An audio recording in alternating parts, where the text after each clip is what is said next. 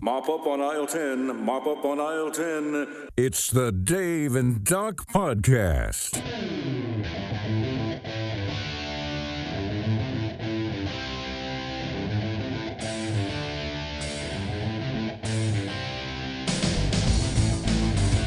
Hello, hello. Happy day. It's Back in the habit. we are, yeah. Back in the habit. Clean up, mop it up, sop it up. Right. Use your bounty picker-upper, the quicker picker-upper. Your Swiffer. Quicker, thicker picker-upper. This is it Swiffer or Swifter? Swiffer, no T. No Swiffer. T? But you can be swifter with your cleanup with the Swiffer. Is it Pet Smart or Pet Smart? Welcome, everyone. I think it's Pet Smart. These They're and two other different challenging colors. questions. Two different colors on the sign, I think. I don't think they blend the S. Yeah, there you go. I think you're right. That's all the things. Welcome back. You can tell that we missed a week. Yep, had some fun gastrointestinal stuff going on. So sorry about that. But I think the audience will thank me for. I mean, nothing like, not so good. Not so good. People, Nothing that an adult diaper won't fix. right? That's it. Clean up on aisle 10. Mop up. Right? So anyway, welcome back. Hey, it is episode 52 of the Dave and Doc Podcast. I'm Dave. And I am Doc. Thanks to all almost 1,800 folks who have subscribed on YouTube. I appreciate that. I don't know who you are. That's pretty awesome. We appreciate you. Yeah, I don't know who you are and why you're listening, but I appreciate it. That's pretty awesome. Everybody loves a little ADD, I guess. Seinfeldish Okay. cuss and fuss I guess. sort of thing. You know? All things Dave and Doc are on our website, DaveandDoc.com. That's Dave, A-N-D, Doc, D-O-C.com. Well, you brought it back. Yep. You know, we left that out for a couple episodes. Did we? Yeah, you were just saying it's on the website. Oh, well. Now we've got because I mean, that was one of our little, I know, slogans. right? I know. And again, the opening there, of course, I always like to do a little shout out to Mike Carta. Mike recorded Thank you, all Mike. those for us. Thank you, And Mike. Mike's a great guy. And if my voice was that good, I'd be doing something different. But it's not. Mike is a true professional in the field. He's like Bob Kessling. I mean, the dude just rolls out of bed, and it's like, honey, listen, I'd like to have some bacon and eggs this morning with some orange juice and the University of Tennessee. He just walks down his hall. It just works, and of course, Tennessee and the SEC, it just means more. Oh, we'll get to the SEC.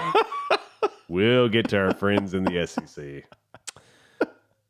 Hey, it's Father's Day weekend. It is. Before that- Happy Father's Day. And the SEC is your daddy, right? So, My daddy's Bobby Bowden. well, that's fair. That's fair. Dadgummit, my daddy is Bobby Bowden. What's that boy's name? Put his name on his helmet. I'm not going to remember that. So So Father's Day weekend. Hey, happy early Father's Day. Yeah. Happy Father's Day to you too. Thank you. Pretty much. And happy Father's Day to all you fathers out That's there. right. All the daddies. Even the ones that just found out this morning that they're going to be Who's your daddy? Who's your daddy? If you had a fun weekend last weekend and this weekend you found out you're going to be a dad, happy Father's Day to you too.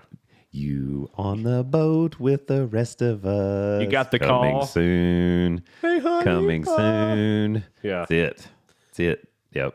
Next thing you know, people are, just running around naked. They might poop. They might pee. They might eat a power cord. It's true. You never know. They'll stand up on something and fall off. Yep. They'll be all right. But, Yep. In that moment, you're, oh, my God. Yeah. But in appreciation of all the fathers and all the things, so we do have some Father's Day jokes. I'm not loving these, but they're okay. Okay. And I mean, it actually took a little more searching because what they did, they just put a lot of regular jokes for Father's Day because, of course, Father's Day jokes are funny. So, but anyway, we're going to do this. Okay. What did the panda give his daddy on Father's Day? VD. I'm sorry. Clap. Whap. A bear hug. Oh, I like VD better. I mean, the special hug will get you VD. When I say I like VD better, folks, that's not. I don't. Whatever. You figured that out on your We're not coming back from that one. What did the Martians wear to Father's Day dinner? What? Space suits.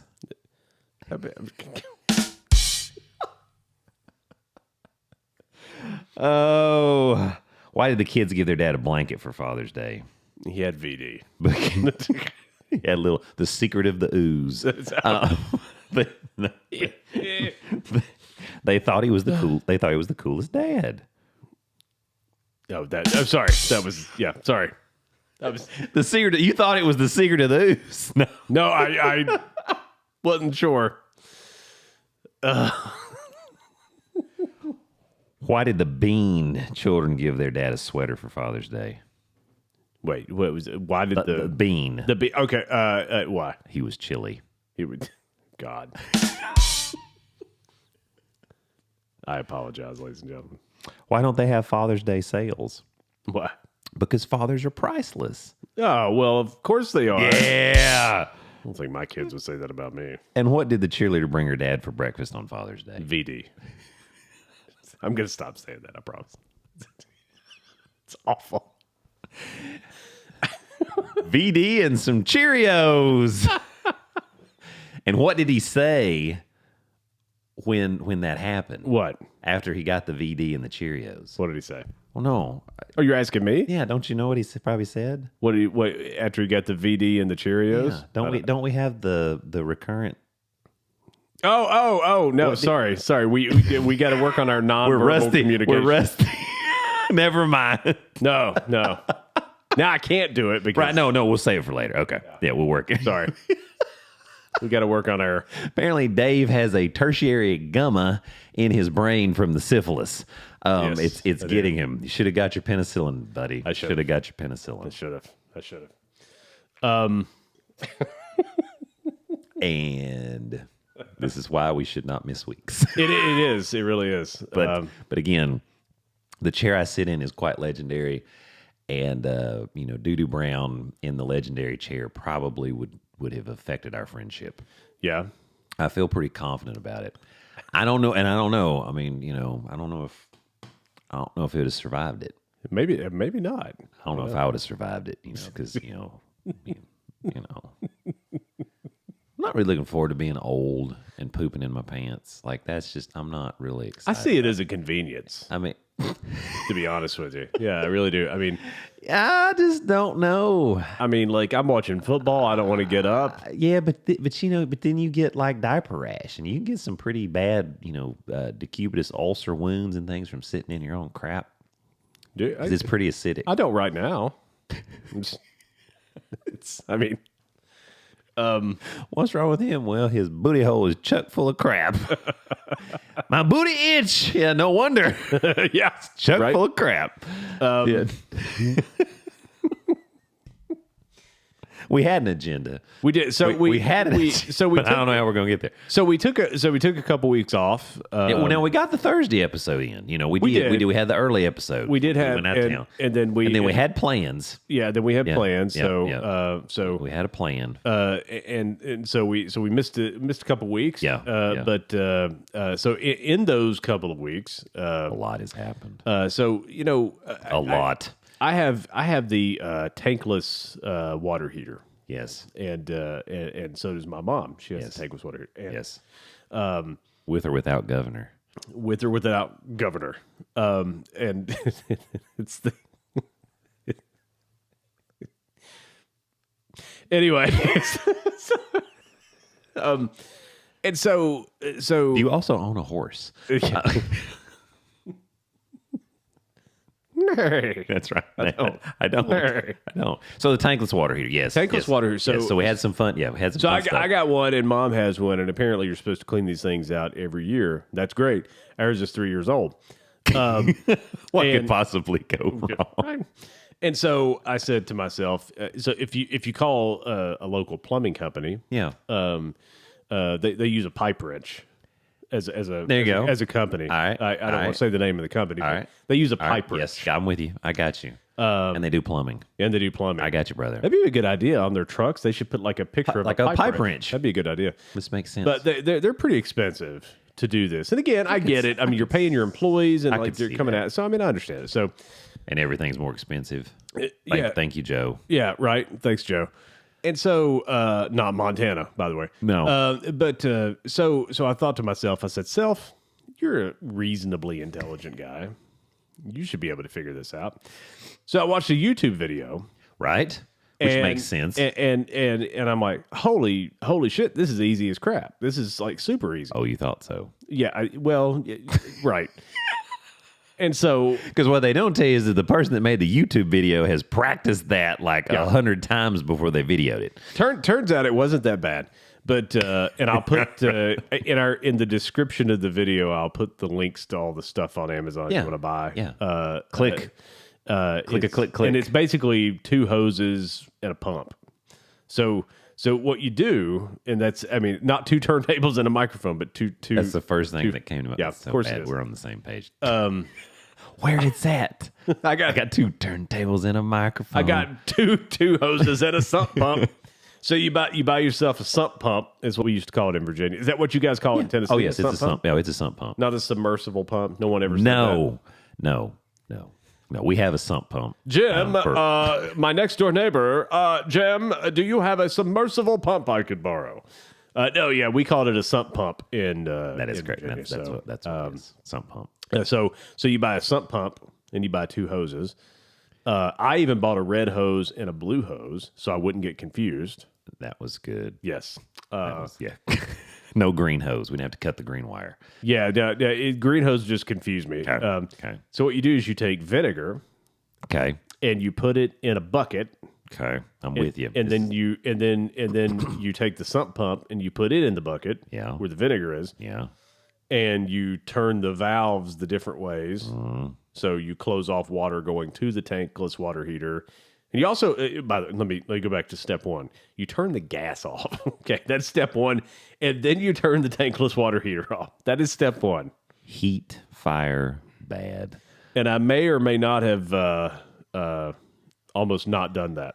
But anyway. That would have been exciting. But anyway, so then you take the cold water side. Okay. Right? And that goes on top of the sump pump that is soaking in the vinegar. The vinegar. I got you, bro. And then the hot water side, that actually comes out back into the bucket, and thus the circulation. Yes, makes sense. I'm with you. Yeah. And so you made a circuit. Yeah, and so then you turn on the pump, okay. and you push the vinegar Step through. 1. Turn on the pump. No. Step 2. Soak up the pump. Step 3. Get out your hose. Get out your hose. No, step 2.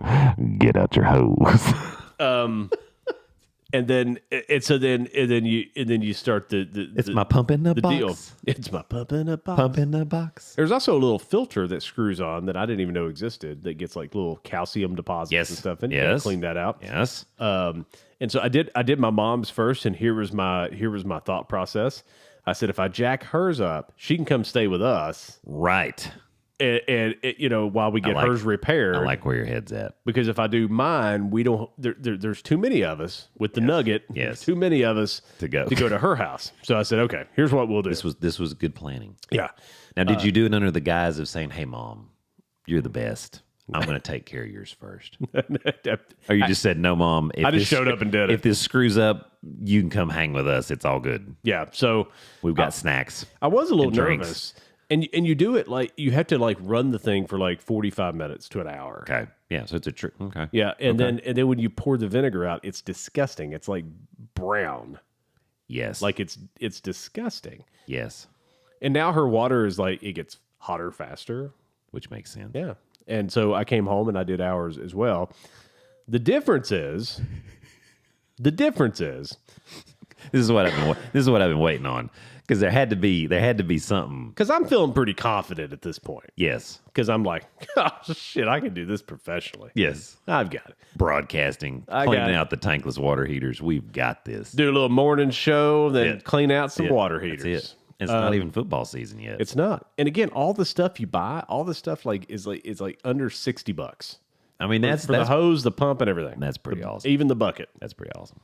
So Mom's was really easy to do. I'm like, oh, okay. So I come here to our hacienda. Yes. Yes. And I say, okay, I'm going to do ours. So I get the bucket and I fill it up with vinegar. And I'm like, okay, this is pretty easy. I just got to close some valves. I've complained before about our builder. D.R. Horton. And we have no problem. No, none at all. Pointing out the DR. Listen, this isn't slander. This is truth. Right. And if they want evidence, I've got tons of evidence. But I mean, they just did a shit job in some stuff, right? Yeah. And so I don't know if they installed the tankless water heater. Right. But they probably I would say they subcontract. You would think they did, but you don't know who they used, which is part of the problem. That is part of the problem, because some of the subcontractors they use are just, I mean, they're just idiots. Yes. And I even still remember going back a little bit when we first moved in, and like they were trying to turn on the water, the water tank, the tankless water heater, and they were trying to get it up and running. And the guy that like came over here to do it, never in my life have I seen someone struggle to use a screwdriver more than him. And he's like a maintenance guy. Oh. And he asked me if I had tools. Oh. And like his job in the neighborhood was to do that kind of stuff. But he also said that there was a rubber seal that wasn't on our shower door in the master bath because the steam had to go somewhere. It had to be able to get out of the shower. It's open on the top. I said, what about the big opening that's, like at the top? At the top. It doesn't go and warm air. It does rise. Last time I checked. So not the brightest guy. Okie dokie. Anyway, so he was when step one, get out of the box. So when I get bring your tools to the box. When I get in front of our tankless water heater, I have all the stuff, right? You're ready. Right, because you've done this. You've already done this. You were a professional tankless water heater repairman. I've got my hoses. I got my pump. I got my vinegar. I got my bucket. Got your blue pill. Good to go. And I'm listening to a book while I do this. Because you're feeling real confident. Yeah, look at you. It's just a couple knobs. Let me tell you something. The cold water side, to actually turn on the valve where I can actually push something through, to turn it off, no big deal, right? The hot and cold, a little tight, but there's like these little plastic valves, and it's like they were JB welded together. Ooh. So I have like a wrench and like trying to and I'm like, I'm going to break this. Right, and that's what I was going to say. And so here's the danger. You break that sucker, and then you got a big problem. And I mean, at this point, I am so pissed off. And all that goes back to that moron trying to like turn the thing on. And I'm like, it's got a button. You just push the button. It's a effing button that says power. There's like you turn the gas on and all this stuff, but it's like I'm standing there like, Coach, I don't know what the screwdriver's for. What are you? What exactly are you doing? Because it doesn't seem this would be because it's already installed. So now we just have to open up all the channels and put the power on. This is the equivalent of somebody like you remember, we used to have VCRs. Nobody has those anymore. Oh yeah. This is the equivalent of somebody walking to the VCR with a VHS tape and like a pair of vice grips. It's like, what the hell are you doing? You don't need that. Yes. Which is like, well, how do I hold the flap open? Easy. Easy. It's a passive system. So I get this wrench out, and I'm tightening it down, and I had to get a hammer, and I had to beat the shit out of this thing.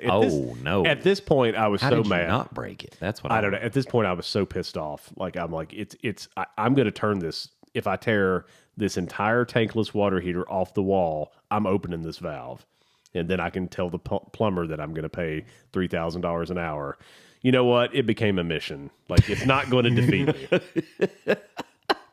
Who does number 2 work for? And so I get this, and I finally get it, and then about 30 minutes into the thing, while it's pumping the vinegar through, right?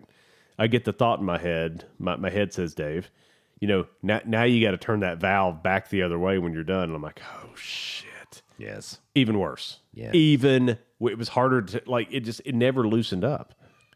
Yeah, I mean it was horrible. But how was it getting it back?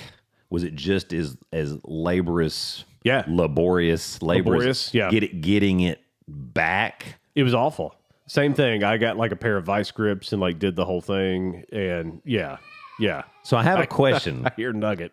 I hear him too. He's fired up. He's like, yeah, my dad was in there putting out fires. Yeah, get him. You don't think like, sometimes those valves, they will have like a pin or a screw on the top of them. Yeah. There was nothing like that where he was like doing something ridiculous and like stuffed it down in there or whatever. There was none of that, right? There was none of that. No. Okay. So we still don't know what he was doing. No, and again, they had like the That's crazy. It had like these little plastic. I'll show you before you leave. It had like these little plastic knobs, right? That looked like so convenient. I told you. Yeah, I mean, I've seen the. And they were worthless. Like I almost broke the knob turning it. That's interesting. It was the weirdest. It was like that. Mom's was like so easy. Like it's like the knobs were like exactly the way you would, and they just turned. Like which do you all have the same? No, it is a different one, but the plumbing is the same. Right. The hookup is theoretically the same. The tankless water heaters, but the valve is different. Yeah. Well, obviously your mom got the better one. Apparently, I think that's awesome, Shelby. Good. I actually think the plumber, maybe knew what they were doing. Well, and that could be it too. I mean, installation. I mean, that makes sense. I mean, So there you go. That's why I was curious. I was curious if in that process here, if you had figured out what that guy was doing with the screwdriver that we didn't really need. I think allegedly. I think he might have needed the screwdriver to tighten something up in his brain. What could have been? He wasn't the brightest of. I understand. Individuals. I see this. He was struggling. He Hop on the struggle bus with me. Hop on the struggle bus with me. He's going ahead and get on that bus. You'll be with the rest of us. Hop on the struggle bus with me. He's also the same guy who was trying to tell me how to set up the garage door on our network here at the house. He was also the same guy. I bet that went really well. Yeah. He had no idea what I did for a living. So he's talking to me, and I said, what I'm going to do is I'm going to put it on the same SSID as our security system, and then I'm going to hide the SSID so it's not broadcast. And he was just started looking at me like, I said, yeah, I do this for a living. I said, then I'm going to put it on its own private VLAN so the rest of the network can't even talk to it. I don't know what you just said, but it sounded cool. Yeah. It's all legitimate stuff. I should probably have you do that to my house. Right? I got all these things, man. I need to give you like some overtime jack or something because I got that mess on my computer that you can take care of. I told you, just bring it. Man. I know. I see you once a week. I know. Just bring it. I like doing the show. I feel bad, like rolling up in. Here's my electronics. Can you do something with it? Well, if you had done X, Y, and Z, we would have been fine. No, that's the good news. Most things can be fixed if you have the time and you have a way to figure out how to do it. If you don't already have said knowledge, good news is you already have said knowledge. Allegedly. And it's just, and it's a time thing. Yeah, allegedly. The time thing seems to be more of a problem. The time thing, well, this weekend, I've got a 3-day weekend, so. Sweet. So what is Monday? Monday, yeah. Monday. Juneteenth. Yeah, Juneteenth, yes. Yeah, it's Juneteenth. Yes. Say, real quick. That's pretty cool. Our middle son, Landon, printed something for me on our 3D printer and said, hey, will you show this on the podcast? And I said, I sure will. We hit over 1,000 subscribers over the last few weeks, and we're actually up to 1,700 something as we sit here today. Thank you, America. And so he printed this since we haven't got an official YouTube button yet because you don't get those for a while. But 1,000 subscribers and the zeros are keep it coming. Little play buttons. Yeah, keep it coming. Keep it coming. I didn't even look to make sure this was spelled correctly, but it is. Good job. I'm hooked on phonics. I halfway just thought I would look at this and it would be. I'm hooked on phonics. Yeah, so that was the tankless water. So again, in the description of the video, I'll put the links for all the shit you need to buy for it. Don't blow your valve. Don't blow your valve. That's the story of At least not for a couple minutes. Yeah, don't blow your valve. Don't blow your valve. And don't break it off either. And don't break. If you break your valve off, like if that actually happens, you got a big problem. And the rest of your family will know because they'll hear this. Yes. I broke my valve. My valve's been broken. Right. That's it. But Strong work, man. Yeah. Strong So work. listen, and listen. You got two options. You can go do it yourself, or you can call me.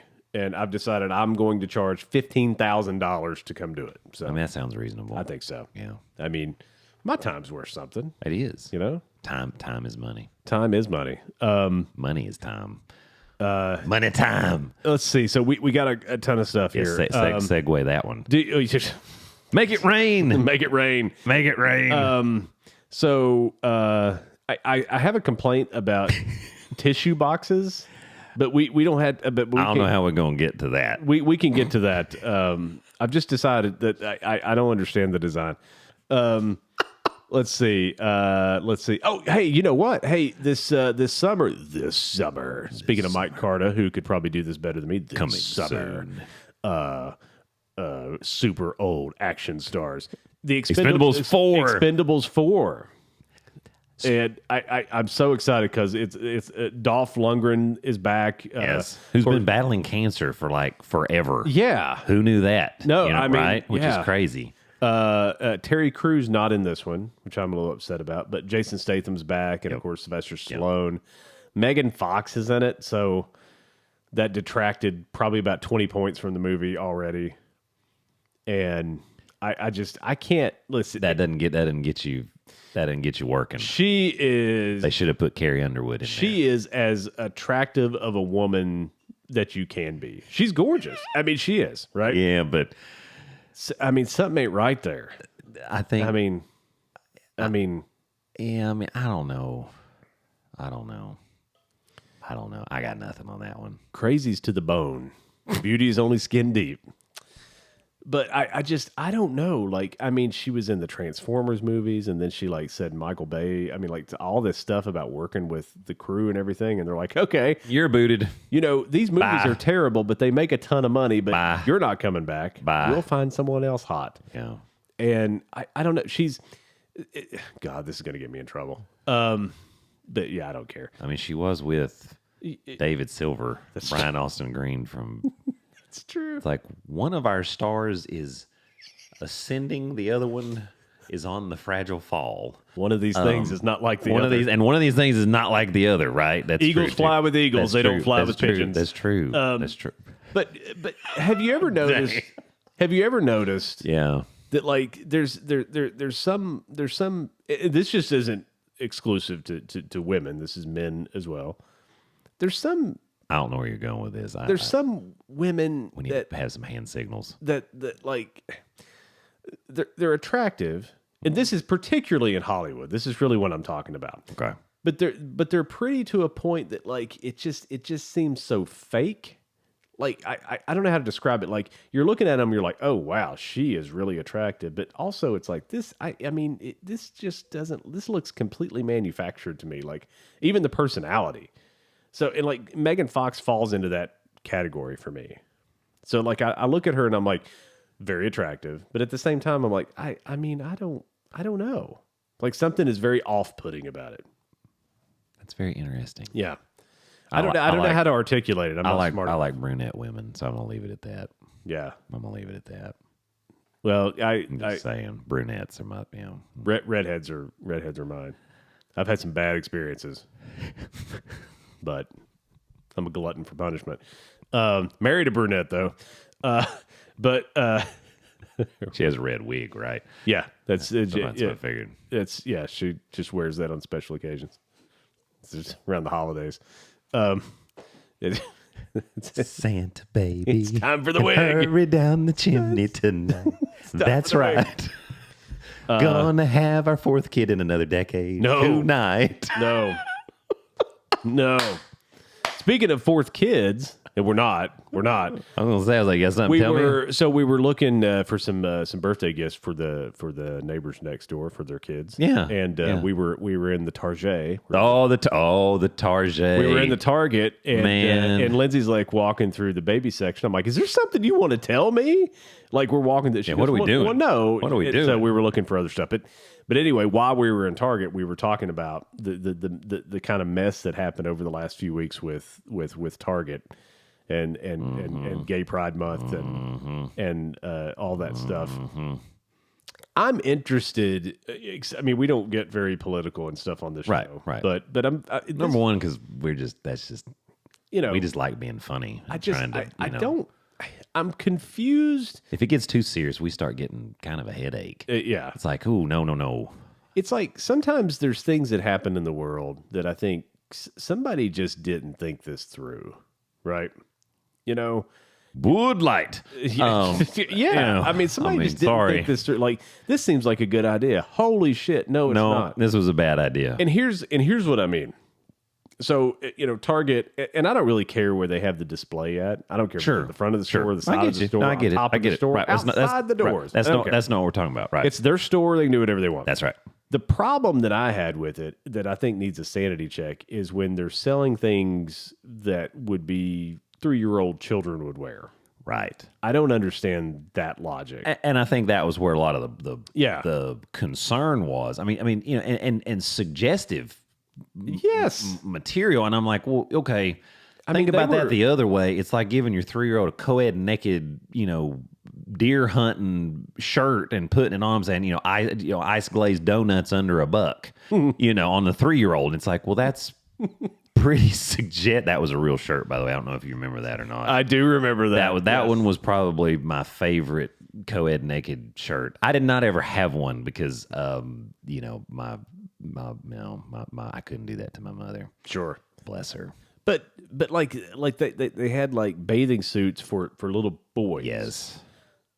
So they could tuck it in. Yes. That's like they were designed to do that. And I'm like, yes. Listen, I mean, when you start Target, just put out kids' clothes. And if a parent wants to come in and buy a dress and a tutu for a little boy, or I don't care. That's up to them and what they're doing. I can agree or disagree with it, but like, just, really? Like I said, I think, Like, what did that, like, where was somebody they sat weren't in a meeting. They weren't thinking. Right. Somebody sat in a meeting because you're not. This is what we're going to do. Right. You're not thinking about. The vast majority of people are trying to be like, okay, I may not agree with what's going on, but you do your thing. I'm going to do mine. Yeah. But the majority of the shoppers, that doesn't appeal to them.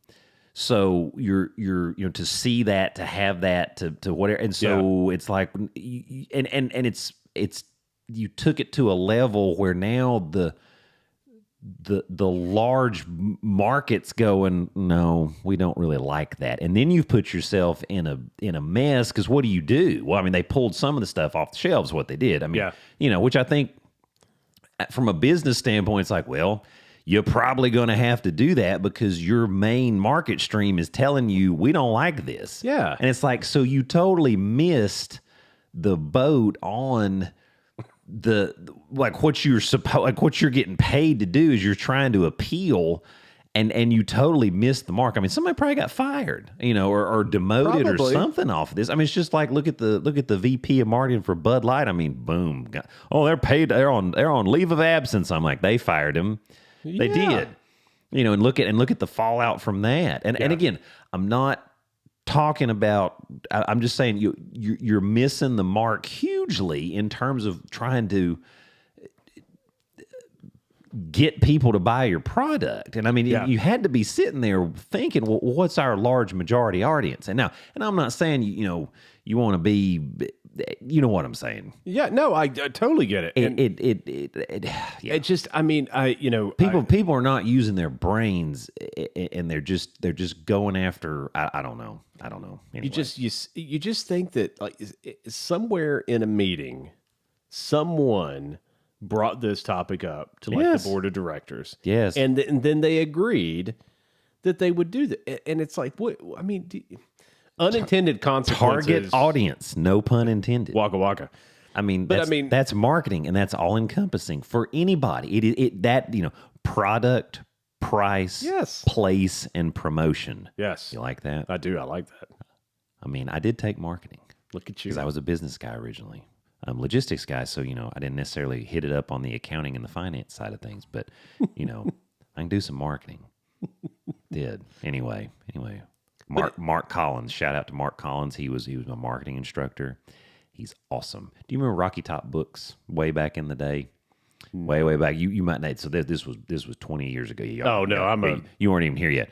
Anyway, he founded the original Rocky Top Books, like basically from nothing. Oh, look at that! And like made it compete against the student bookstore. Oh, wow. It was pretty, brilliant guy. Super nice guy, too. Used to have some great conversation. Anyway, so shout out to Mark Collins. I doubt you're listening to this, but have always appreciated you. I have always remembered you. So, and he's still cooking over there at UT. So there you go. Anyway. It's unintended consequences have bankrupted people and businesses. Oh, right? Yeah. And I think that with experience, and one would expect that the board of directors at Target are fairly intelligent people. One would think. I would think so. One would think. I would think. And I like Target. I do too. Like I said, we were there. We were there last night. I like Target. It blows my mind though that you. I mean, because I don't think most people's issue with this was that there was a display and here's some it's Gay Pride Month or whatever. I don't think that was the issue. I think the issue came from the kids' clothes, and I'm like, this is. I mean, So here's my question for you. Yeah. Do you think because we see all of the cancel culture things and all of the stuff in the mainstream media, do you think that in that boardroom there was just such a fear of, well, what if somebody gets wind that I'm against this, and even though I'm not against any particular group of people, right? And I'm sure they're not. Well, I shouldn't say that because I don't know them, but right. But I'm against this marketing scheme because this is not a good idea. This is going to offend people. This is going to blow back against us because this is not our target audience.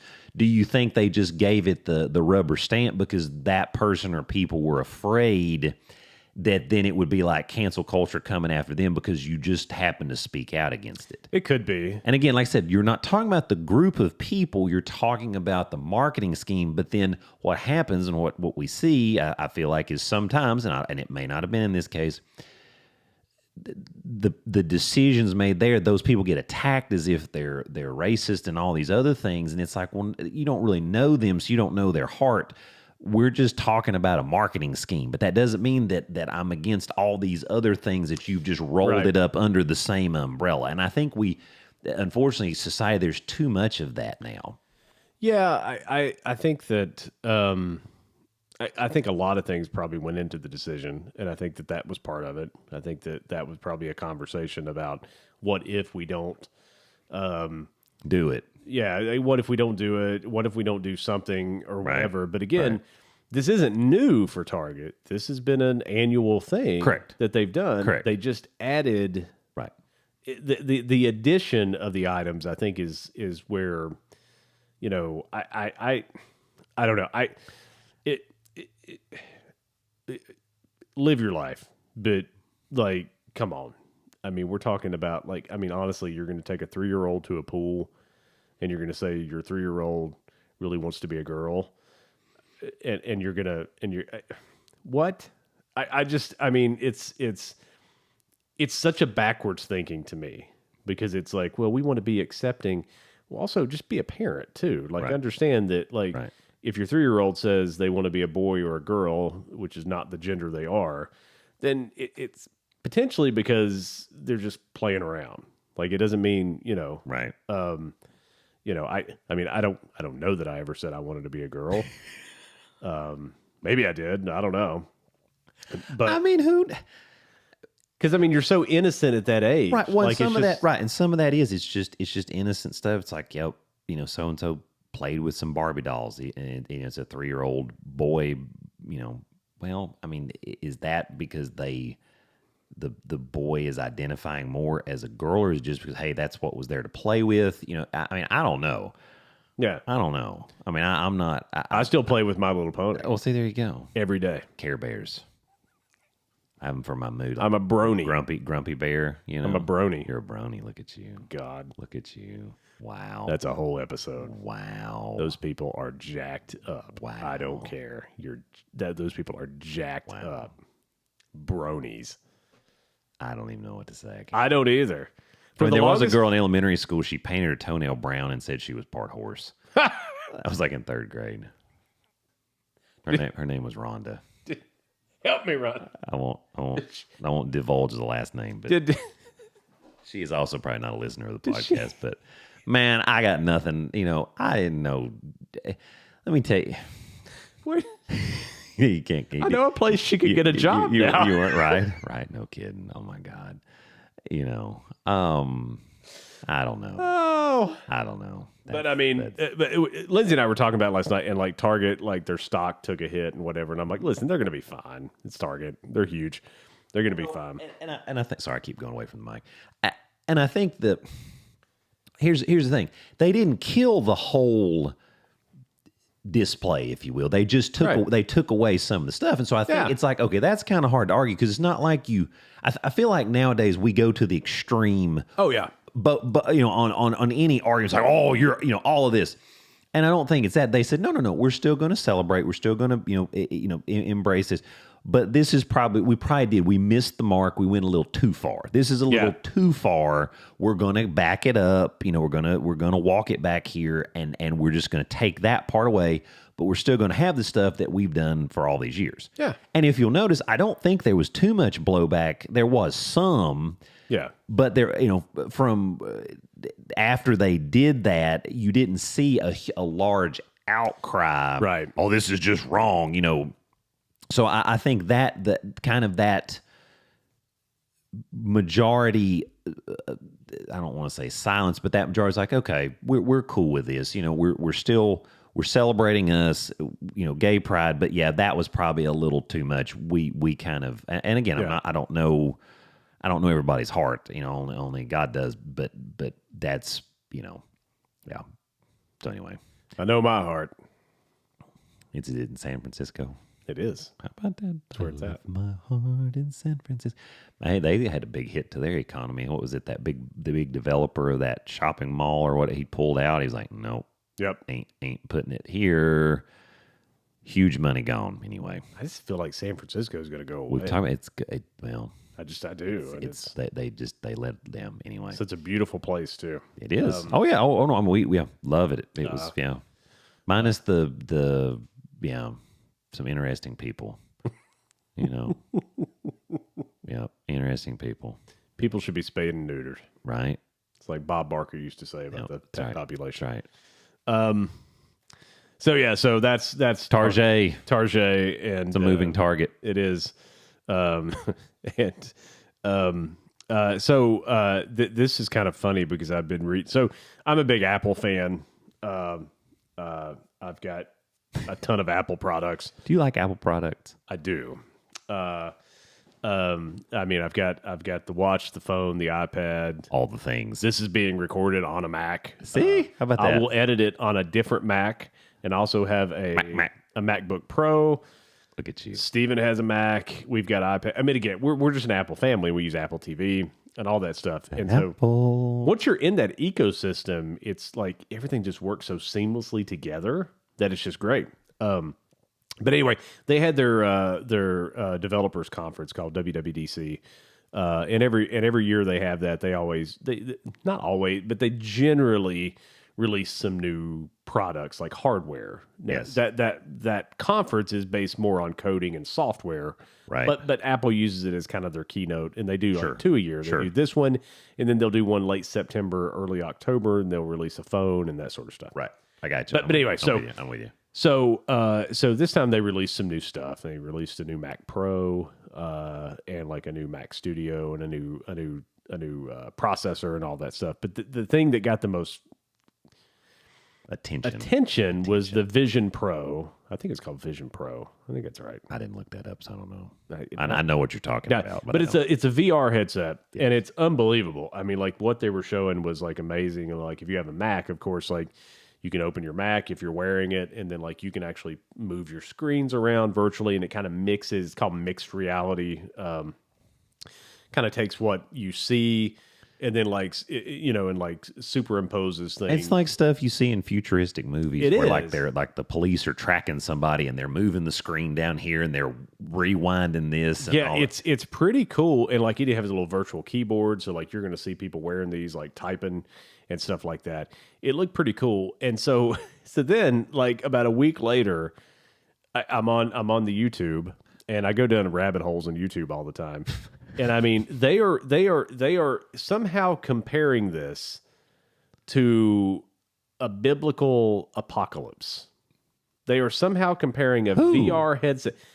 Tons of people. Really? These are people like, I mean, we always say Muslim extremist or sure, whatever extremist. These are Christian extremists.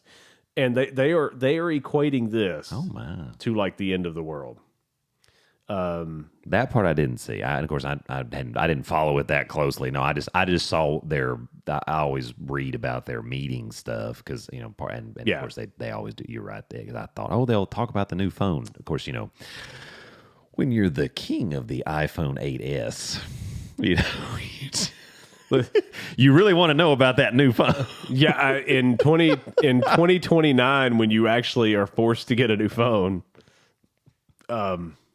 I was hoping 2030, so then we're into the new decade. That's true. Oh, the iPhone transparent.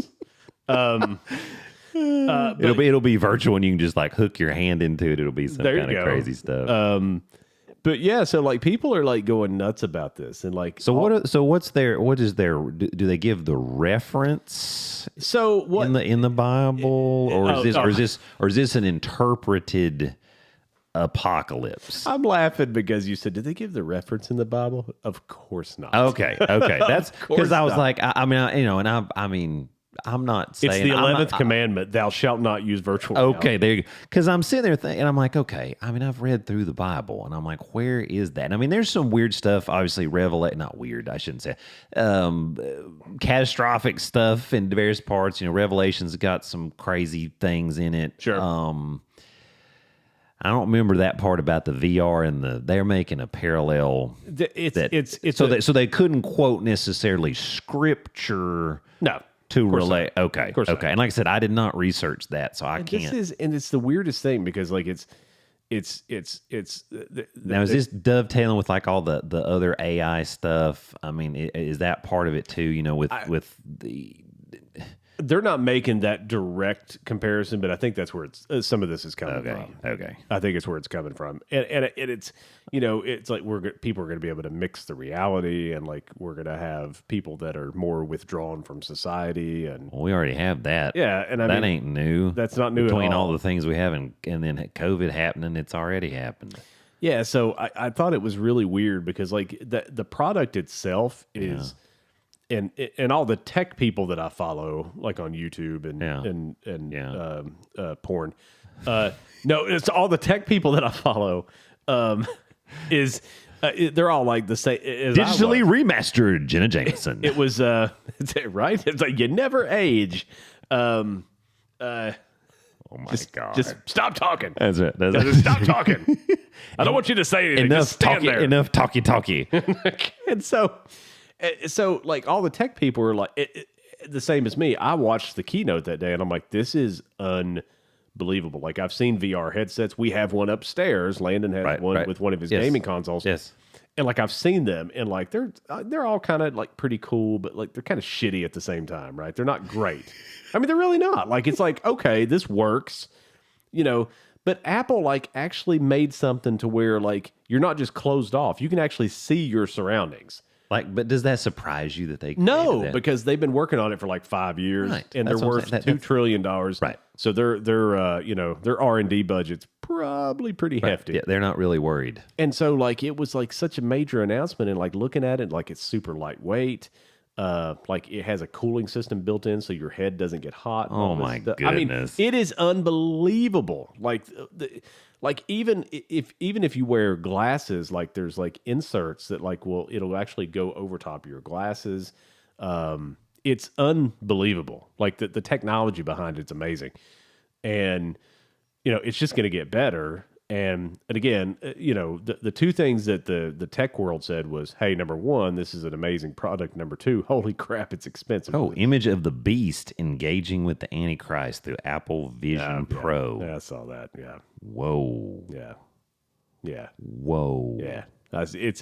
It's the irrational leap that... Oh, they're going Revelation. Apocalypse 2 Revelation is Lucifer, the virtual reality Jesus. Yeah. What? Yeah. Yeah. Oh my goodness. It's funny to me because, wow. About once a decade we have an event that is going to signify the end of the world, and like Y2K. Yeah, but the virtual the whole thing's ridiculous. I don't know that. The whole thing's ridiculous. And okay, I'm getting off of that. I'm not going to do that. Okay. But again, it's the irrational leaps that people were making with it, and it's an unbelievable product. Now I do have some worries about the artificial intelligence. Again, AI they had that in a movie, and they named it Skynet. We've had this episode. We had this on the episode. I'm just saying. That actually bothers me a little bit. Yeah. And I'm not you know me, I'm not a conspiracy theorist type of dude, but that I'm like, we made it to where it can evolve. Well, it wants to live. And then I'm like, they did that and they called it Skynet. And then, and then we had some problems. Right. I think there is some dangers there. You want to know what the danger I think is? It really the immediate danger in AI is the same problem we're having now in our school system. I think it's from an education standpoint. I think that we're going to have people turning in papers. Oh yeah, and work using ChatGPT, and it's one thing to use ChatGPT, like I wrote this here, make this sound better or whatever. Like, sure. And I actually tried. This was actually funny because I actually tried this at work. I wrote up something, a blog post that we do, and management staff has to talk about their department or whatever. And so I wrote it, and then I put it in ChatGPT, and it changed some things. But I actually like mine better, and I'm like, nah, I want to use mine. But I see that being a problem in schools because it's an app on your phone, it's no different to me. It's a faster way, just like Google is, or any other search engine. If you want to use Bing or whatever else, what are those search engines that are out there? Bing, nobody's effing using Bing, but come on, they should have called it Boogle, but that ain't funny. Boogle. But so I mean, I think that I think that that's where we're going to see the immediate issue with this as it evolves. I think in the school system, that's where we're going to see it, because what happens is we start relying on that as it's the evolved answer. Cheating. It is, and we rely on. Years ago, I heard someone say that the internet has made us all really dumb because it's an instant answer. I mean, you just look something up just now, right? So, I mean, it's the instant answer, and we take that as the answer, and sometimes we don't actually know. That's right. That's the real answer. Doesn't mean it's the real answer. Sometimes you still have to think. So, right? Especially if you're on the board of directors. What a concept. But yeah, that's kind of where I think that the immediate problem is with that. But the virtual reality thing, I don't link it to anything else. I don't. Like I said, the AI thing dumbs it down, but also if you make it, we could get into some mess. Yeah, a little bit of mess. But no, VR, I don't think that's. Like I said, I'm not going to go down that rabbit hole. Not to mention it's also $3,500 for a VR headset. So yeah, well, it's pretty. It's impressive. Do they know I have an iPhone 8s? They do know. They'd be like, sir, we have some minimum requirements to actually be able to purchase this, and we don't think you really meet them. You have a newer phone than I do at this I do. I have a 14, right? Yeah. That's what I got. I've just got a little... Is it a 14S? It's not a 14S. My God. Oh, God. I'm kidding.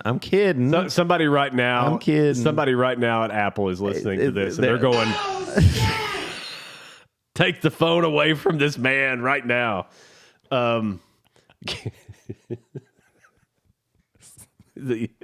I knew that one. I've got an iPhone 1S. No, you don't. Man, I still wish I had my original. I still have all theirs. Do you? Maybe I have it somewhere. I don't think I do. But I did not get the original one. I had like the 3 was like the first one I had because I had a BlackBerry. No, I did too. I had this hot minute. Yeah, I had a BlackBerry for years. Actually, I think you're right. I think I had the 3G is what I had. Sure it was. Was it a 3S? It was not. It's not a 3S. It was a tough phone though because I still remember being in Decatur, Alabama. Oh. In a Wendy's parking lot that was frozen over with ice. I dropped my phone and the effer went 1,000 feet at 100 miles an hour across the parking lot. And didn't fracture. No, it was fine. How about that? Perfectly fine. Mama would not have made that. No. No. 2 broke hips and a broke booty. Oh, is there ice out here? Oh, shit! And then boom. Wham. Man. That's crazy. Yeah, so but there you go. I still have all the iterations of iPhone. That was pre-screen protector, wasn't it? Oh yeah. I use a screen protector now, but I don't use a case. I just carry mine. Look at you. Yeah. Because the case kind of I like the red. Because I have a case because I've been known to. Yeah, I don't want to. Anyway, well, we don't want you to break it because Lord knows you'll just. I know, man. Right? I mean, gosh, we have to maintain this.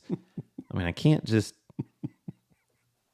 Right? I can't just get a new phone. Can't just get a new phone. I got to keep. Oh, you know how stressful that would be. You got to get to the point that you got to wait for it to depreciate to the point where it's in negative numbers, right? This phone, we're actually gonna charge you to trade this phone in. We need $100 from you to trade this phone in.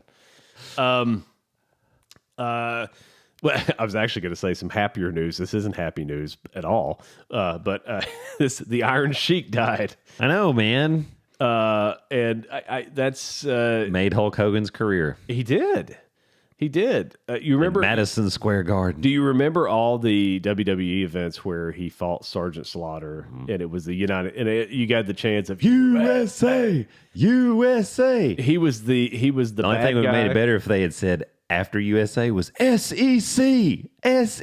Oh, we're gonna get there.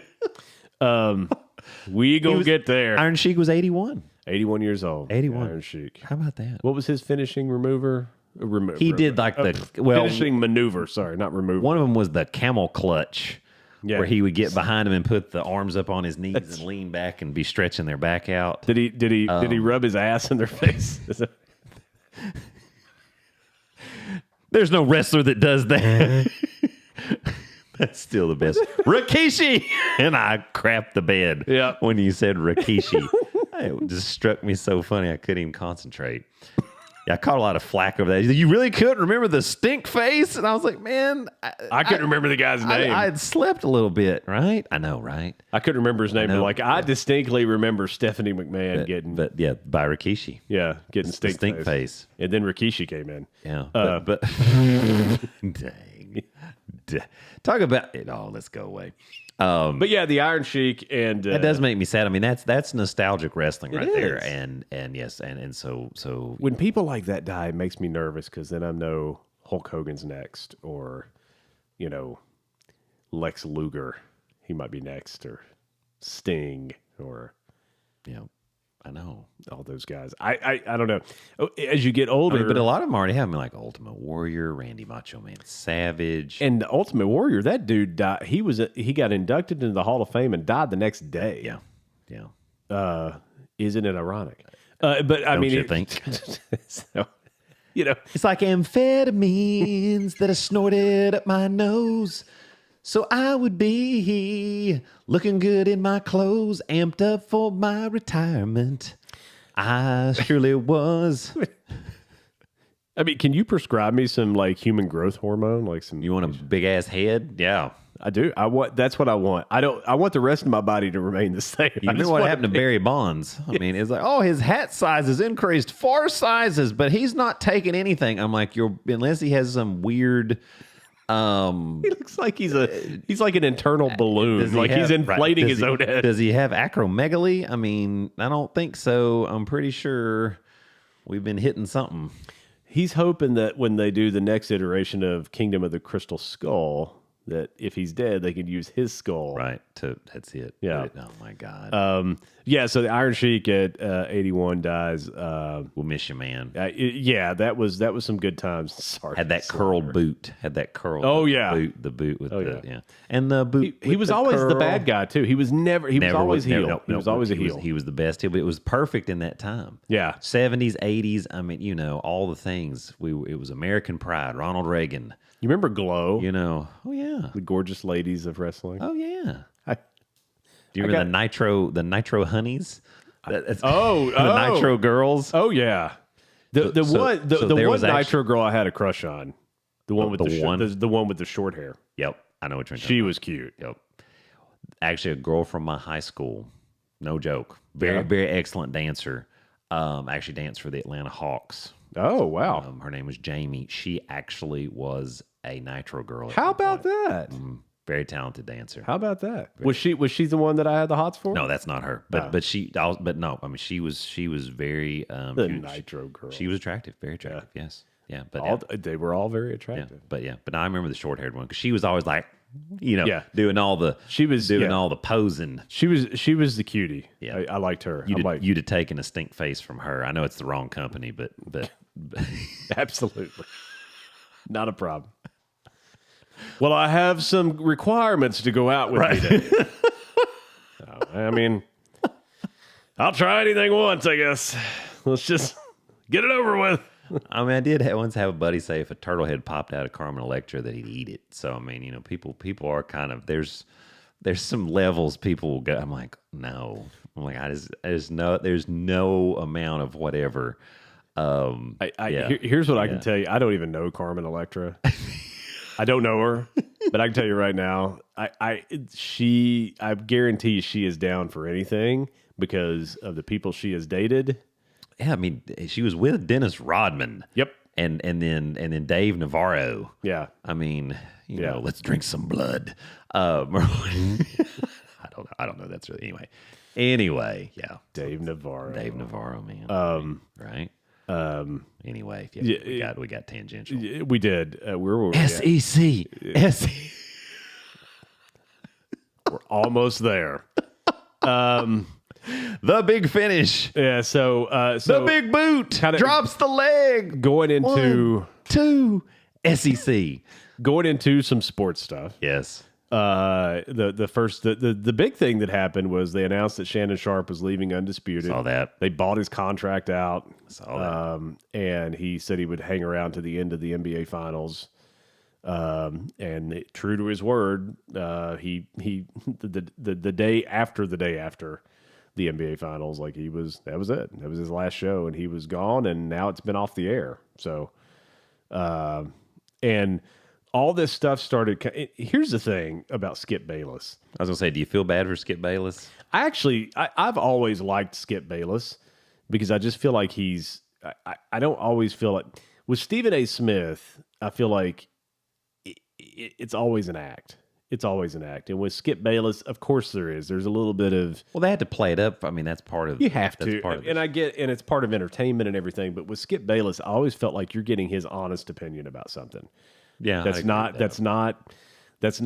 He doesn't filter it, obviously, because he's gotten in a lot sometimes of to his detriment, like the whole DeMar Hamlin thing, and he caught a lot of brushback on that. Which again, but I think that was an interpretation. Somebody brought that up, and with all this, because they were like, why did Shannon leave? Because Shannon got upset about the tweet and I read that tweet, and people got upset about it. But if you read it, we were all saying the same thing. We were all saying, this is such an important game to the season and to the brand. That's where if you're speaking it, you can give some interpretation because people can see your body language. They can hear the inflection in your voice. But when you write it down, man, that can be misinterpreted all kinds of ways. I don't think he meant it in a derogatory fashion, but I think he should have probably just kept his phone. He should have said it on the show, like, and say, here's what I was thinking. I was like, gosh, what are you going to do? I mean, obviously the health and well-being is number one, but what are they going to do? Right. And they could have had a segment like that, and then that probably would have been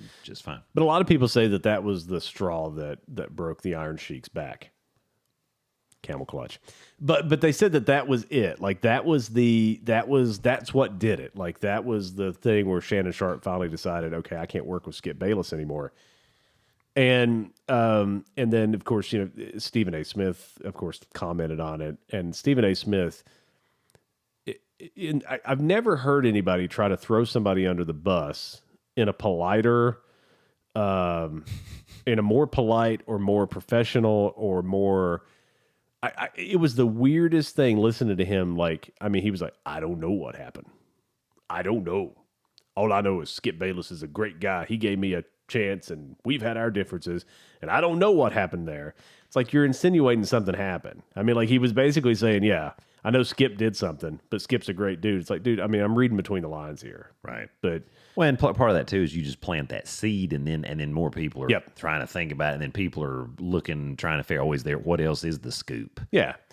And I don't know. I mean, again, of the two shows, again, I don't watch First Take because we know why. Because I can't take Stephen A. Smith. And it's not like Stephen A. Smith hasn't run people off either, right? Right. Max Kellerman. Yeah.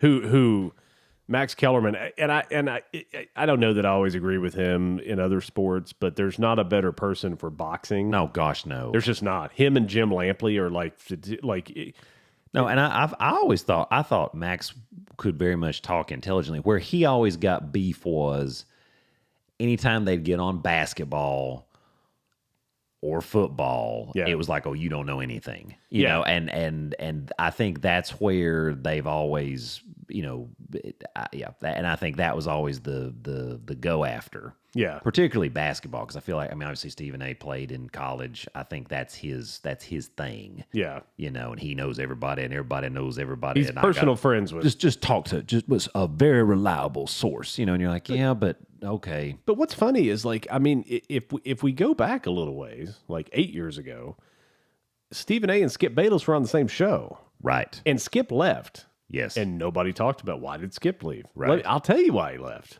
I don't know. Well, there's two reasons, I think. Yeah. Number one, I think that Fox lured him away with the money. Oh, there was because if you looked at the show First Take, I mean, Stephen A. with all the things that he does, like his star was on the up and up, and Skip's was like, he's kind of the other guy, kind of like our show. I'm the other guy, you're the star. That is not true. And so you're the public figure, not me. Am I? Oh God, the things we've said. And so I think that was part of it. And I really do think Fox paid him a buku of money to jump. Of course they did. And it's like, well, that you just made it too good for me to refuse. Yeah. What's going on? Yeah. I don't know. I mean, and I think the other reason he left was oh yes. And so I didn't talk about number two. I just don't think he and Stephen A. I think that they didn't get along. There was a falling out there. I don't think they got along. And again, and I think in the beginning, Skip, while Stephen A. was getting the persona and everything together, I mean, Skip was kind of the leader, and then Stephen A. kind of supplanted him, and then I just don't think they really got along. Yeah. And that's what I think actually happened. But I mean, Stephen A. knows. I mean, Skip Bayless has helped make his career. Because without Skip Bayless, he doesn't have all the books and all these other things and all the shtick that he has now. No. So. And I just think Skip Bayless. I've always just kind of, even where Skip Bayless went to school? Where's that? Vanderbilt. You know what Vanderbilt's a part of? SEC. F at SEC. Do you know where Paul Feinbaum went to school? It doesn't matter. I know where it had to be. University of Tennessee, which is also part of the SEC. SEC. That guy. That's somebody I would love to have on the show. Be like, dude, really, just take a step back here. Since you keep saying SEC, we'll jump to that. I'm just trying to goad you into getting there. We'll jump into it. But Shannon Sharpe, I don't know where he's going, and I don't know who's going to replace they should not put him on First Take. That is what I'm going to say. Well, and Stephen A. already made that offer. That is I know, but I think that would be a huge mistake. I don't think that's what they need to do. But I don't either. Who knows? But so I they're going to put Jay Williams or somebody like that with Skip Bayless. You know, Jay Williams is going to let his contract expire with ESPN, and of course with this whole big massive layoff. So I would see somebody maybe they'll go a Jay Williams route with Skip Bayless or something like that. I don't know, maybe. But I think he's going to Fox is what I think. But maybe not. Well, there was somebody else though that like had this cryptic tweet right after like Shannon Sharpe left. It said "Wish me luck." I forget who this guy was. Oh, well, I missed that. Who was it? I forget. But anyway, like almost like he might be the next. Like, he might be in contract talks or whatever. But I don't know. They're not going to have trouble filling the slot. That's what I'll say. It's just we used to have the same chemistry, potentially. Which, of course, I mean, anyway, it is what it is. You know what I'd love to see? I'd love to see Max Kellerman jump and go there. Could happen. Of course, I mean, the boxing thing, though, because ESPN boxing, you know, they have all that stuff. And, I mean, it's, I don't know. But maybe he might. But, you know, he did that. Mm-hmm. He went, it was Fox Sports, wasn't it? Yeah. Max Kellerman jumped over there, and then he came back to ESPN. Yeah, and I mean, ESPN does the boxing thing, but they don't do a good job at it. Like, there's nobody. Top-ranked boxing. There's nobody that's ever done it like HBO. Of course, right, sure.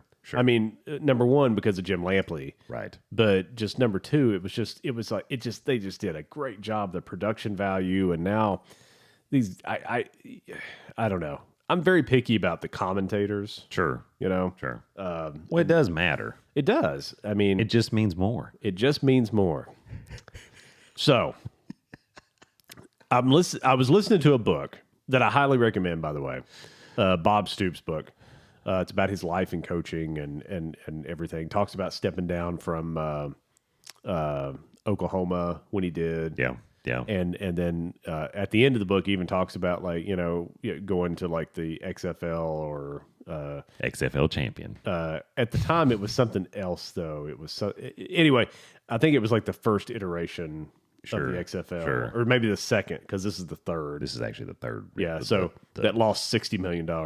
Right. But so anyway, so I was listening to his book, and by the way, great book. I've always liked Bob Stoops.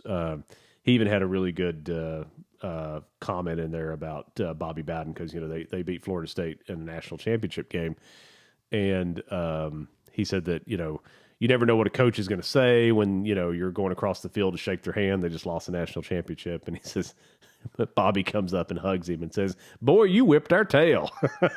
So it's like that's Bobby. That's Bobby. And that's it. And so he was talking to he talked about a press conference he had, and he was talking to reporters, and one of the reporters started talking about how great the conference was, the SEC conference was. And I remember this when it happened, but I'm glad, but he said it, and I'm like, you know what? That actually made a lot of sense. Bob Stoops said Bob Stoops is not a fan. He's not. First of all, because he's made comments before. Oh yeah, he said. But where's his school going? Oh, I know. Where are they going? I think it's a huge mistake. But where are they going? I know. I just need you to say it one time. They're going to the Southeastern Conference. That's it. That's all I needed. Also known as the SEC. I'm sorry. I'll interrupt you. You keep going. This is because I know this is going to be good stuff. I know it is. Okay. So Bob made the comment. And so Bob Coach Stoops. Coach Stoops made the comment. Can we call him Bob? We can call him Bob. Right? His friends call him Bobby. There's only one Bobby. Oh, that's very true. So there you go. I can't do it. There's only one Bobby. That's it. Anyway. Dadgummit, there's only one Bobby. There's only one Bobby. That's it. So see, wasn't that nice? It was. And nice. I mean that. Anyway, okay, keep going. Sorry. I'm sorry. So he was at a press conference, and someone said, how strong the SEC was, and how what a great conference it was. Like bull. And he made a good. He said, what are you basing that on? And the reporter's like, well, I mean, they're winning a lot. He goes, who's they? It's like two teams. He said, you're telling me that a conference is better than every other conference because of a couple of teams. He said, that is not how you judge a conference. And I thought that was really, that was a way that I'd never really looked at it, because I can tell you right now, if Saban doesn't go to Alabama in like 2008 or whenever that was, I don't think we have the same outcome that we have now. I mean, I think that's a good point. I think it's very interesting. Now, I will say, and I don't have the stats in front of me. I think if you, and I know you've mentioned this before. I mean, if you do look over the years, though, and there was a recent football thing that ESPN put out, and it talked about over basically the 100 years of football. I mean, if you look at based on rankings and all those things, I mean, there's like of the 6 teams that spent the most time in the top 10. Yeah. Like 4 of them are, I think, 3 of them, 4 of them, I think it is 4, are SEC schools. So I mean, I think there is a tradition. I think where people get fired up is like, and of course, I mean, I obviously think this way. There's no other conferences other than the SEC, and I think that's where people get irritated. It's like, well, now come on now, because Oklahoma is one of those schools that they've always been around, and so I guess his argument back is, well, Oklahoma, we're right there, but maybe not the rest of the Big 12. But why is it that the whole SEC gets all this love? Even though some of the teams are just poop. But my argument back on that is, though, look at the conference. And I mean, I know they were talking specifically about football. Yeah. But if you look at the conference as a whole, I mean, you got Vanderbilt winning College World Series. You've got Alabama winning titles. You've got multiple teams in the New Year's Six Bowl. You've got teams going deep into the NCAA tournament. College World Series. We had LSU, Florida, Tennessee. You've got multiple, and then schools in the women's college. So across the thing, there's a lot of SEC teams that are doing well. Now, specifically for football, I get where he's coming from in the sense of, but if you look at the tradition, but it's also, but if you look at that, all those teams other than us, where we kind of fell out for the last 2 decades, basically. Mm-hmm. Those people have maintained a tradition of excellence. And I guess the other thing is, y'all, what the SC people, what we always say is, but part of that reason that some of those people are down in the gutters is because we beat the crap out of each other every year. And so everybody beats up on everybody else. I hear that.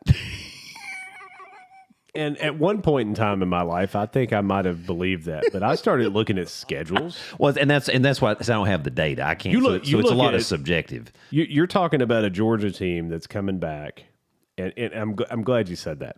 Because I want to talk about Georgia a little bit. I don't. I hate Georgia. I know you do. I mean, listen, so I'm gonna like drink whatever Kool-Aid. You could be shit doo doo, right?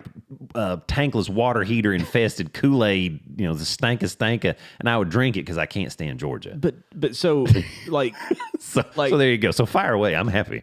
So Georgia, their schedule is the shittiest schedule I've ever seen. They're coming back as a national champion, and they're trying to do it for a 3rd time, and I think they might do it because they don't have a strong schedule. About who they're having to play, I get it. And so it's like, SEC, great. Your defending national champion are playing the cupcakes. Sure. Bama's playing the cupcakes to start the season. Florida State starts the season against LSU. Yeah. And kudos to LSU.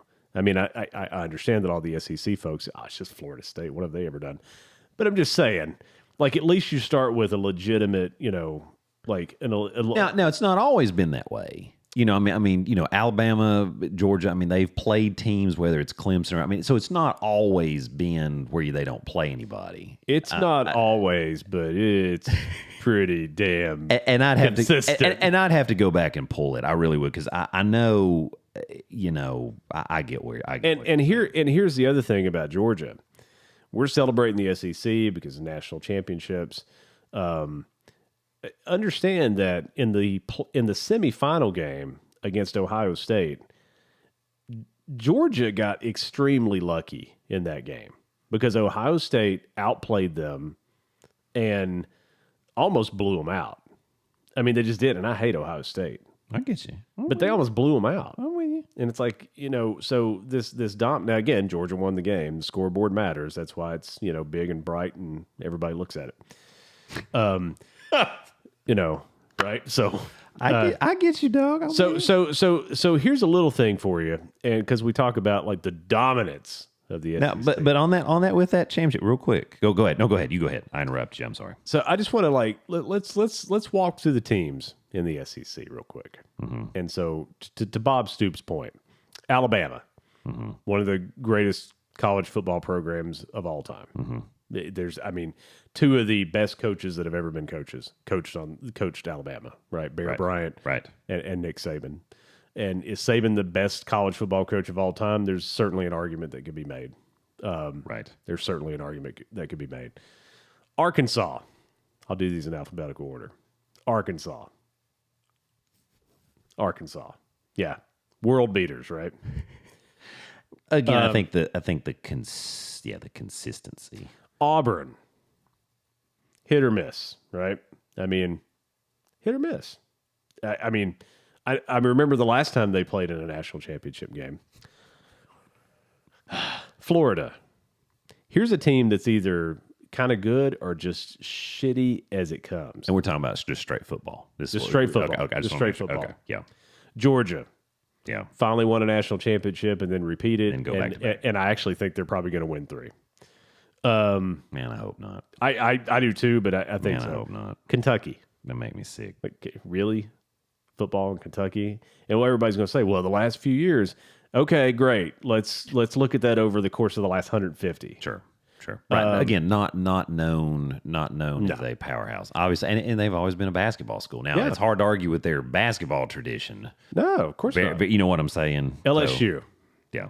Right? And again, won a national championship a few years ago and then like sucked it out of the bottom of the barrel after that. And then last year got better as the year went on. Right. Lost their first game of the year last year to some team down in Florida. Right. Mississippi State. Great football tradition, but world beaters? Come on. Right. Missouri. Yeah, that's ridiculous. I'm not even going to spend any time talking about that. Thank you. I'm not a big drink fan. Flipping stupid. Yeah. Ole Miss. Yeah. Nothing. South Carolina. Nothing. Tennessee. Right? Here's the deal. I mean, last year, great year for Tennessee, and I think they're probably coming up on another year where it's going to be a good top 10 year for them. But I mean, how many years? Right. Like I said, down definitely, really since Fulmer left. About 2007. Yeah. Yeah. So, but again, if we're looking, and again, that ties in more with the more recent stuff. But if, we're still one of the top 10 winningest programs, period. Yeah. So yes, we were down, but if you lead up to it, so it depends on, I think some of this, it's your reference point too. Well, I mean, I think that affects it as well. Look at it holistically, right? I mean, like Texas A&M, they're in the SEC. Okay. And then Vanderbilt. Mm-hmm. So again, right. Again, we're not talking about world beaters. If you look at the teams in the conference, like, I mean, I can make an argument of like 4 of those teams. Yeah. 4, maybe 5 of those teams are, very, very noteworthy. Great football traditions. Don't get me wrong. Right. But I mean, when we're talking about, it's the best conference and, whatever, I don't know.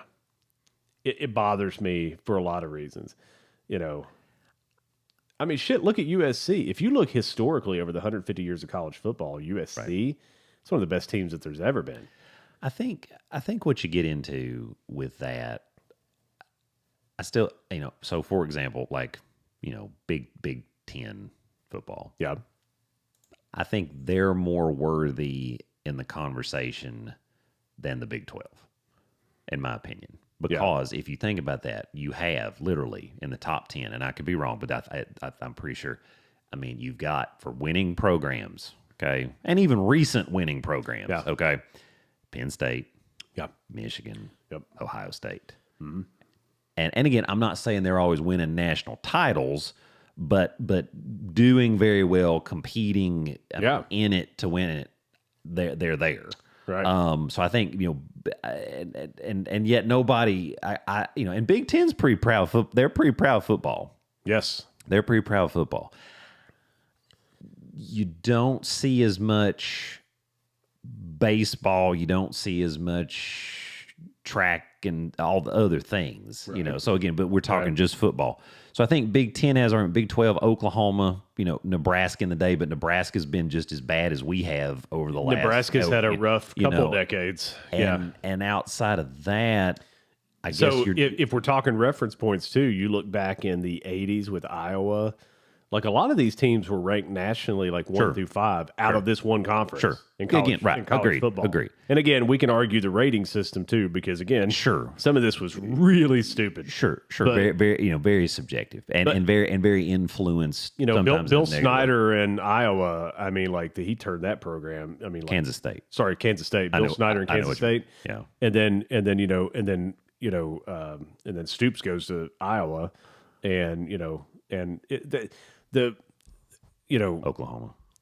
He was at Iowa too. Was he? Yeah. Is that in the 80s? Yeah. Oh, you got more reference than I did. Yeah. So, was he defensive coordinator? He's a defensive guy. Oh, I know. Yeah. I'm saying, was that what he did at Iowa? He was like an assistant. Okay, so that was right. Okay, I got you. Okay. He even coached under Steve Spurrier too. I did know that. The old ball coach. Yeah, the head ball coach. Head ball coach. He didn't want to be the old ball coach. But yeah, but like the HBC. He is the OBC now. He is old. But yeah, so I just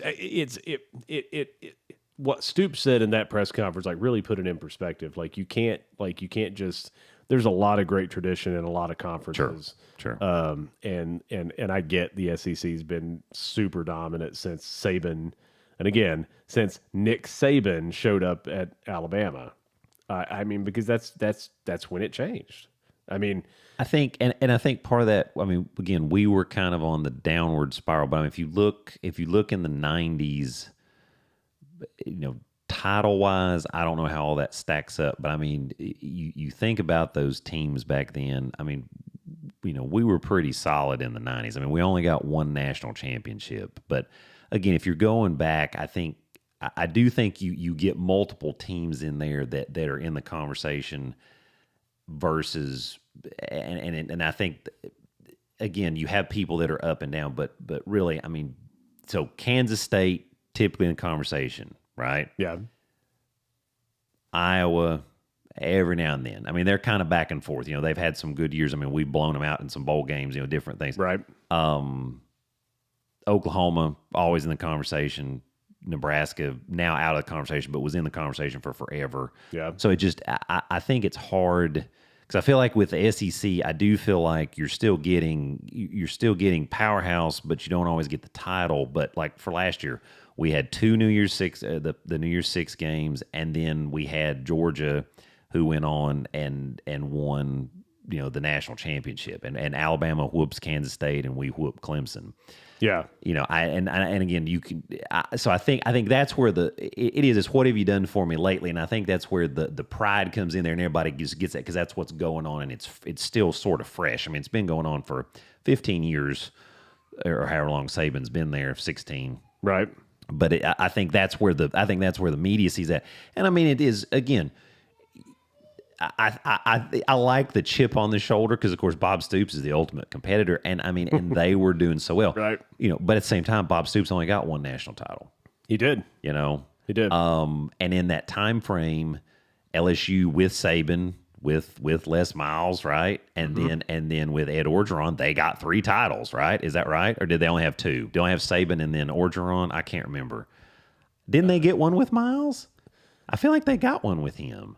So hang on. They got one with Saban because that's one of the big arguments is he won at LSU and he won at Alabama, obviously. I'd have to go back. I thought Miles got one. They definitely got one with Saban, and they got one with Orgeron. Right. Les Miles. Maybe they didn't. Yep, 2007. They did. They did. Yeah, so they did. I should have known that right off the top of my head. And so I think you throw that in there, and now of course Georgia's on the come up. Of course, Alabama's always there. Auburn has won a title. So I think that's the pushback is but Bob, you only got one, and these other programs have multiple. Sure.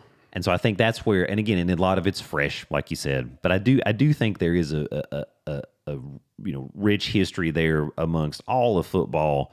And so I certainly see where he gets fired up. But I think right now it's pretty hard to argue against what's happening in the SEC.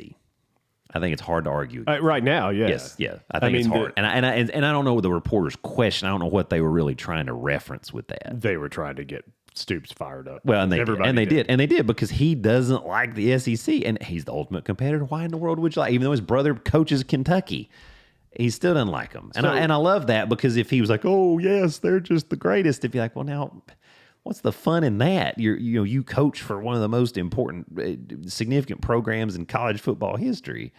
You're just going to bow down to the SEC? No. So the top 25. The top 25 as it ended last year. Yes. As the season ended, was 1 Georgia, 2 TCU, 3 Michigan, Ohio State, Bama, Tennessee 6, Penn State, Washington, Tulane, Utah, go Noles at number 11, USC, Clemson, Kansas State, Oregon, LSU, Oregon State, Notre Dame, Troy, which finished 12-2, Mississippi State, UCLA, Pittsburgh, South Carolina, Fresno State, and Tejas.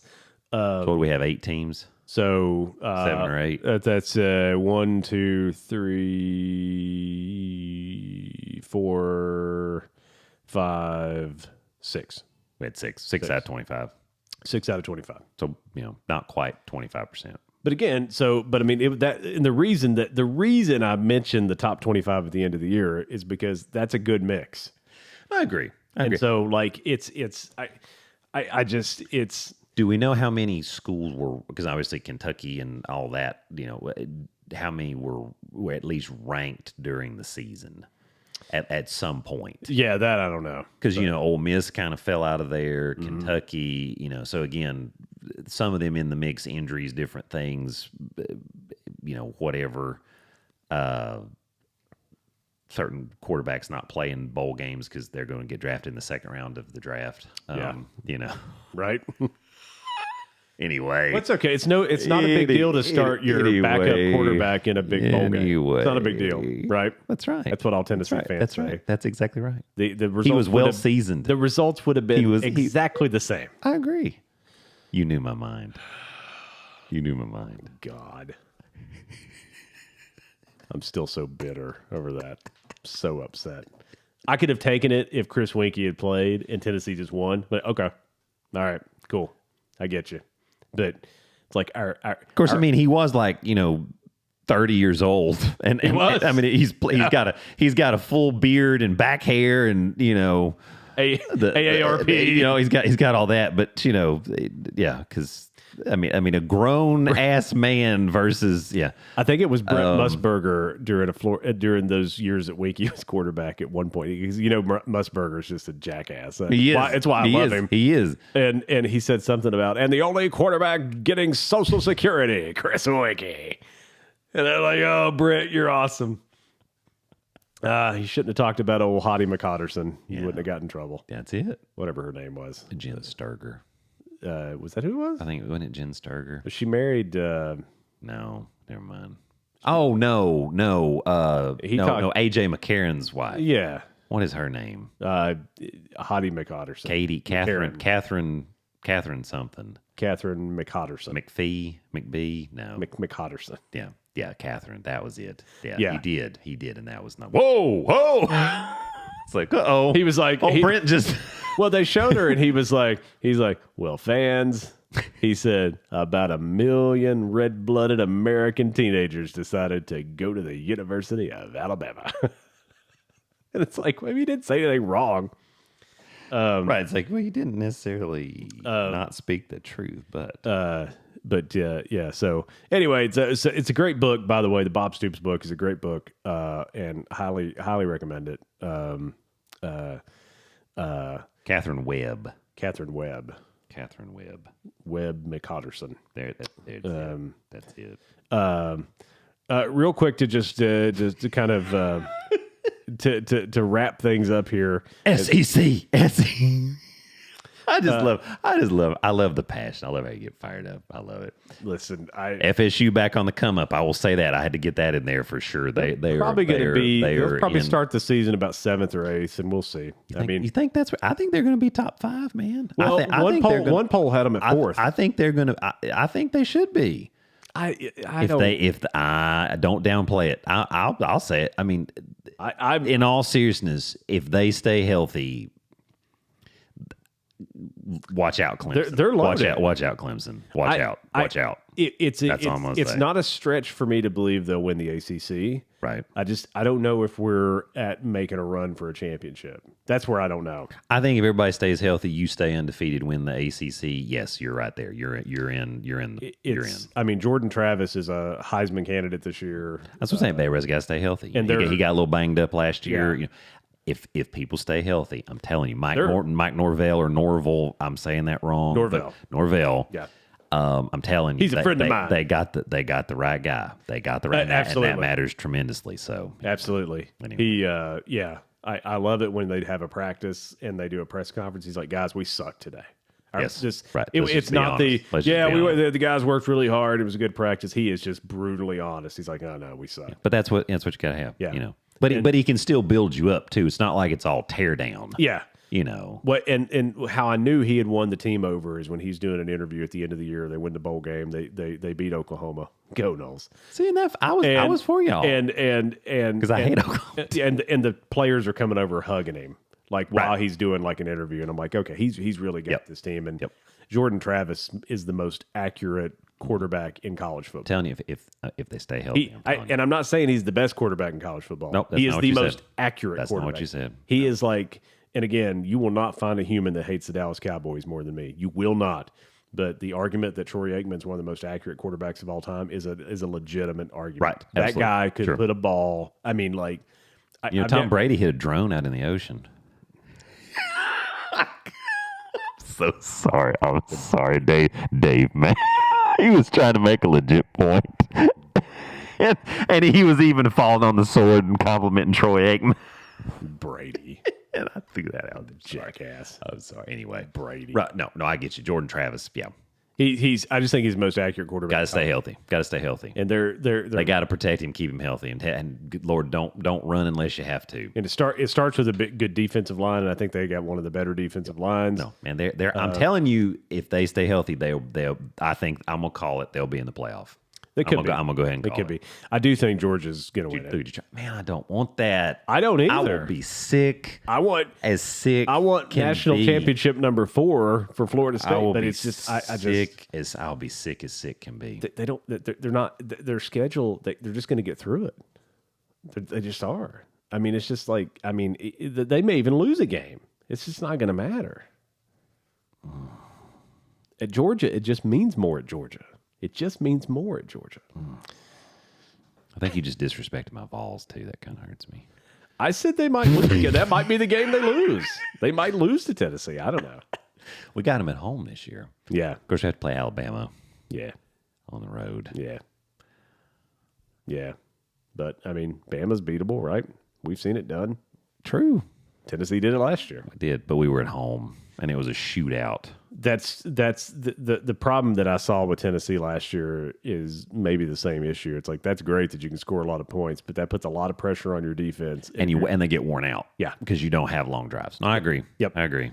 That's why Nick Saban never wanted to go to the hurry up, and he finally did because he was like, I don't want to do that to my defense because I mean you're asking for it. Florida State does it too, so I mean it's just that's football. It is. Yeah.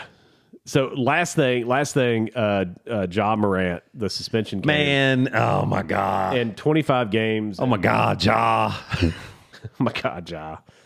And 25 games, I just think that's ridiculous. I don't understand why it wasn't more. I agree. I'm surprised. Like I don't. Again, see they only play 82, so I mean that's a high percentage of games. But again, that's just whatever. Like I don't. But it's.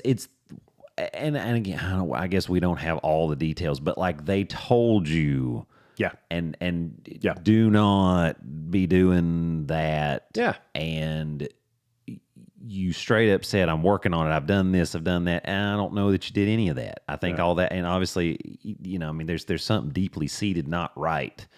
But I mean, he was suspended 10 games the first time. Yeah. I'm like, so you really, I don't know. But especially with some of the other stuff, the whole thing with the kid at his house getting punched or whatever. I mean, there's other events that are going on. Yeah. I'm like, there's a lot of stuff. Yeah. And him showing up to the gym, I guess, at a high school game, and the volleyball, him and his cronies go like grab a phone from somebody, and it's like, and what? Break the phone because Mama called and said they're disrespecting. That's it, and rolls up. I mean, that's what I'm saying. I mean, if you look at all the bodies of work there, you're like, but I guess. I mean, I don't know what constitutes a season-long suspension. I guess that would be something more like the drugs or performance enhancing. I don't know. But yeah, 25 games seemed a little light to me. Yeah, I mean, 25 games seemed. Hell, LeBron light. Would take that many games off in a year. Well, that's what I was going to say. I mean, basically load balancing. I mean, right. I mean, and that's it. I mean, Zion Williams he played 27 games last year. Yeah, they're going to trade him. That's a whole separate thing. But yeah, John, that kid's only played like 80 total in his career. Yeah, multimillionaire and played like including 80, college. Played like 80 NBA games. Yeah, ish. Yeah. Yeah. But no, I mean with that, I mean, I just.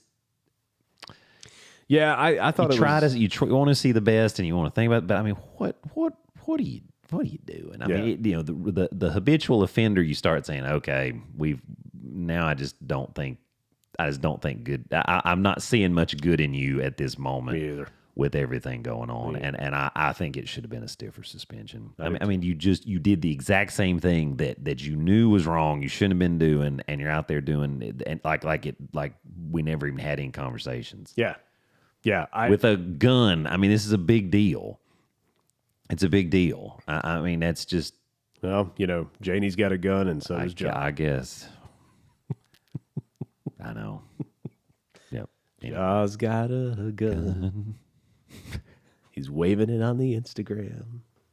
Now he's got more time, right? Because he'll have he'll miss 25 games, so he can get on the gram. That'd be interesting to see what that waving his penis around or something. Well, see, then you just wonder, like, what's the next thing? Yeah, because he's going to do something. That's a lot of time. Because something else is going to happen. Something else is going to happen. Yeah. And that's the shame of it is you just... He's becoming the Antonio Brown of the NBA. He is. He really is. Like, nobody wants... He is. I mean, people just start separating themselves from him. Yep, and that's what's going to happen. Yeah. Yeah, Memphis won't tolerate that. I mean, it's not going to happen. No. He already missed out on the Supermax contract. I mean, it's setting up to where they're going to cut ties and be like, what, we're not dealing with this mess anymore. That's right. And that's exactly what's going to happen. But yeah, he should have gotten a stiffer suspension. It's just ridiculous. Maybe some of his sponsors will sponsor this show. Right? You think? Click that button.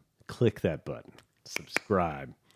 Tankless water heater, folks. If you want to know how to do it, look it up. But if you do it, let me know, and he'll charge you $15,000. I'll charge you $15,000, and a little bit. If you want to buy the stuff, I'll throw the links there in the description so you can go buy them. Hit it. And we made it. We made another one. Lots of things. Episode 52. SEC.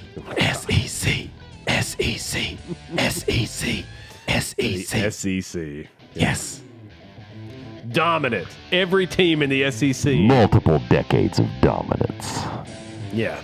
Go Vols. College World Series tonight playing LSU, which is also from the SEC. Very true. Man, I hope we show up because we have tendency we get in these funks. But man, I like Tony V. Bring it home, baby. Bring it home. Yeah, my Noles lost. The women lost. Of course, y'all beat us in the semifinals. We did. Nobody was beating Oklahoma. Not in that. I mean, good grief. We have a hard time beating Oklahoma in anything. We had a shootout with them in the bowl game last year in football. Yeah, but you beat them, and I was very happy. Sorry, Brent Venables. Sorry, but yeah, we were not for you. You did not wear the other orange that we sometimes root for on occasion. Go Vols. True. Sure. Go Vols. Sure. Got this. It just means more. You know what means more, folks? The website, DaveDoc052.com, DaveAndD.doc.com. Mike's going to follow me. That's what you get for that SEC shit. That's what you get. Thank you, America. Thank you for everyone subscribing. We appreciate you very much. All right, folks. Go Vols. See you next week.